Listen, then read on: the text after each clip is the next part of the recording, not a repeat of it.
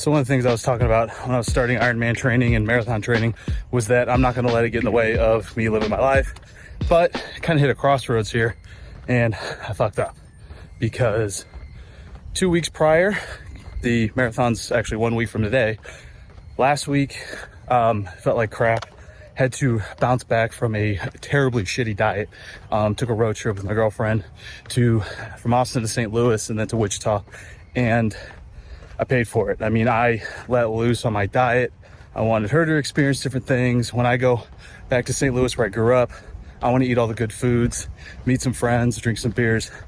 But you can't have both. You can't perform at a high level and also do that. So I kind of had to compromise with my goals. Before, I had set a PR in my half marathon, and I was leaning towards 9-minute miles for my marathon to hit under 4 hours. And now I just twinged something in my calf less than a week from the marathon, and I shouldn't be pushing myself. All right, so we're gonna have a bit of a therapy session here. We're gonna have a little bit of heart to heart. Since I last left on my training run, I've had a full day of work, very intense one. My consulting job required me to have multiple customer meetings. I was actually supposed to be flying to Denver to have this in-person meeting, which was somewhat last minute. And then actually last minute, the meeting got canceled. I had to stop in the middle of a training run yesterday in order to rush home, cancel all my plans, and make sure everything's arranged and prepared for a remote customer meeting on top of all the other stuff that I had to do. I had some other obligations that I had to get done prior to leaving next week. And all this kind of like piles on, adds a bit of stress to your day to day. And that's what I want to talk about. These are like the realizations that I'm coming to through this whole journey of experiencing Ironman training. Like I'm 34 years of age. I've got a lot of responsibilities. I've got a lot of obligations. I've got a lot of things I want to do, including building out YouTube as a successful business in the future, that I got to realize that my priorities are my priorities. This is not a priority, but something that is added on, and try to minimize the impact on those priorities as much as possible. And because of that, I can't have certain performance expectations that I'm going to blow my times out of the water. Like there was a huge regression in my times because I did go take a road trip, but I had it planned. I had to go see friends and family, enjoy myself. I got training in there, and it wasn't only till after the training was done and that week was over that I actually realized it was the most mileage I've ever ran in my life in a single week.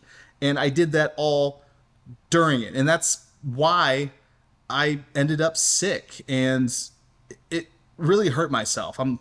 I just got to understand, and people watching this that want to do this, that I can't stress out about the training. Stressing out about the training adds on unnecessary stress to my everyday life, and it's just hurting everything else. So I'm going to continue with the journey because I am enjoying it. And I got to remind myself that I need to enjoy the process, enjoy the training, understand that I actually am in the best endurance shape of my life. Am I likely to hit my goal of wanting to go sub 4 hours at 205 pounds? I don't know. I don't think that's going to be feasible. I was making good times, but enjoying life, having fun, eating great food back in my hometown really regressed everything and caused some illness. And that's why I got to make sure that I'm not hurting myself. Because the moment I don't have fun with this training is the moment I'm probably going to have to quit it. And I don't want to do that. Continually enjoy the process.